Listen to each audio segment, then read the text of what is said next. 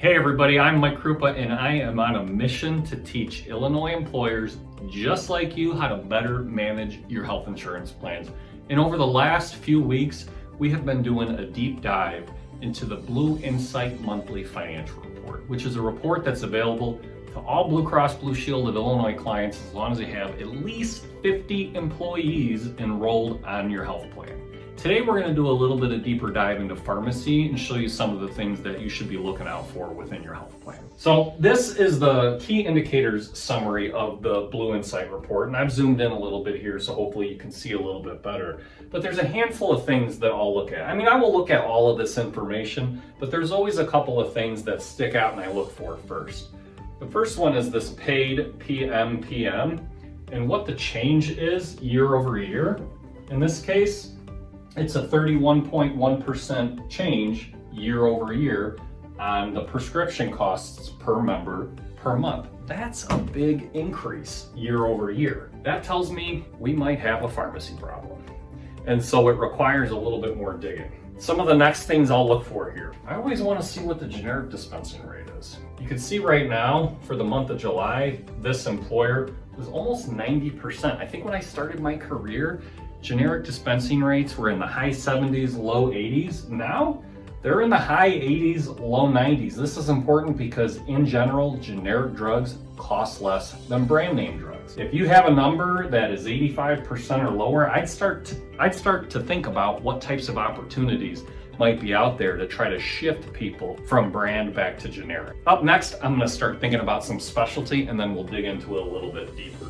So there's two stats down here I think are super important. Specialty percent of total prescriptions and specialty percent of total paid. Specialty percent of total prescriptions is exactly what it sounds like. If you had 1,000 prescriptions that were written for your population within a year, this is the percent of that 1,000 that was actually specialty. The specialty percent of total paid claims is a little bit different. This is how much of your total pharmacy spend, total dollars, is due to just specialty claims. And when you look at these two stats together, it's eye-opening. Take a look at this. 0.6% of the prescriptions in 2022 and 1.2% in 2023 drove 34.5% of the pharmacy costs in 2022 and almost 50% of the costs in 2023. If your number is significantly less than 50%, the storm is coming. It's a matter of time before you get hit with a specialty medication.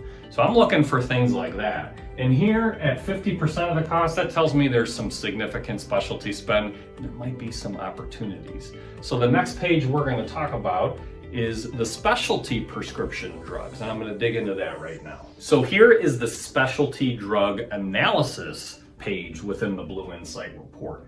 And this is just going to give us more insight into the specialty claims. Some of this information is going to be repetitive up top here, but what I like to focus on this page is the information on the bottom of this page. So if you take a look over here to the left, you're going to start to see the names of some of these drugs. First up, Humira. If I'm a betting man, this is on the majority of your reports if you've got them.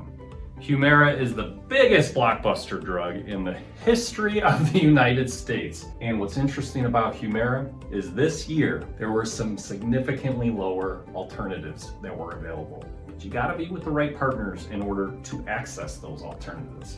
Now take a look at this. Humira is for autoimmune disorders. 8 prescriptions, 1 member, total cost $53,498, almost $6,700 a script.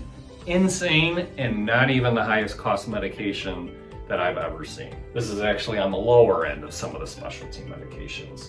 Now, I also know that we can get that script for $800 a month by utilizing something called a biosimilar strategy. And so I'm always looking on this report for what types of opportunities that are out here. All this tells me is that if this employer had a pharmacy benefit manager who was able to tap into some of those lower cost options, that there's a huge savings on the table just for one drug right here. And I can't tell you how many times when I look at this one report, the amount of opportunity I see at the bottom here.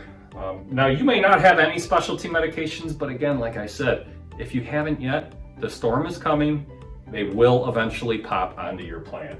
So these are some of the things I'm looking at, because I know if I see certain high cost medications on this list, I know there's big opportunity to do something different and source certain medications at a significantly lower cost. So this page is super, super important, and it's good to understand what kind of drugs are going on in your plan right now.